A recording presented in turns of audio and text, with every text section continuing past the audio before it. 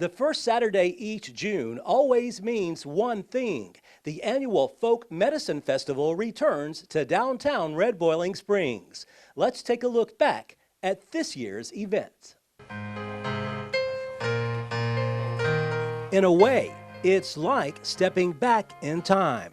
We want our children to know the old ways that how we got here. I mean, who knows, you know, our ancestors, if they had not learned how to survive, we probably wouldn't be here. So, you know, it's good to have options. And if you can't get to a doctor to get what you need, it's good to have that other option to know how to be healthy.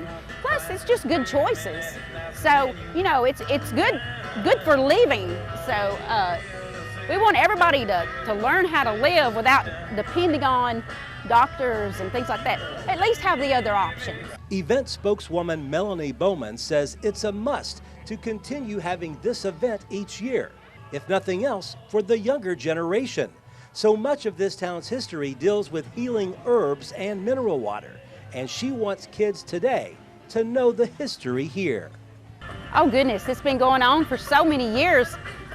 People come from everywhere to learn about home remedies and how they can find home cures and things that maybe the rest of the world doesn't know about. You know, the hidden secrets of home remedies, homeopathic, you know. Speaking of older methods, it's a subject Mark Newberry knows quite well.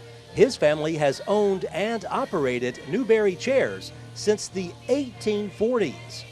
I'm demonstrating how we get the bark off a hickory tree to weave chair seats with, and just a different method than what most newer items that you can buy, you know, that's shipped in from China or what have you. Getting the tree is the worst of it, but it's pretty difficult.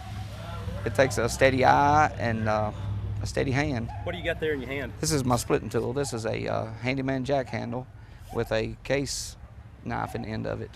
That's what I split the widths of it with.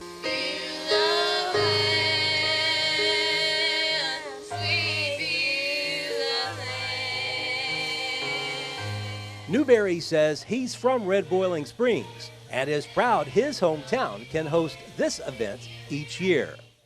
Over at the Quilt Show, you're looking at the overall winner and best of show. The quilt's maker couldn't be here, but her friend is happy to describe the story behind this stunning quilt. Her name's Mary Alice Yoakley. She was born and raised in Edmonton, Kentucky. And the house that her grandparents built, she raised her family in it. And it's just recently she's moved to Huntsville, Alabama. When she found the pattern, she fell in love with it because it reminds her of her farm that she grew up on, especially the silo. Mm-hmm. And then she added some personal things, like there's the date of when she got married. And then we have, this is her granddaughter's dog. Mm-hmm. And so it's just been, it was a labor of love, and she says it kept her sane all through COVID. It was something to keep working on as time went on. Judith Davis tells me judges say this quilt is about as good as it gets. It's all completely hand appliqued, and then it's been hand quilted. And it's stunning. There's nothing in it that was wrong. This event brings so many people and vendors in from all around our region. When the weather cooperates, like it did this past weekend, the crowds always swell the population of this town of 1,200. Here's hoping the Folk Medicine Festival continues for many years to come. Reporting from Red Boiling Springs, Barry Hyatt, NCTV.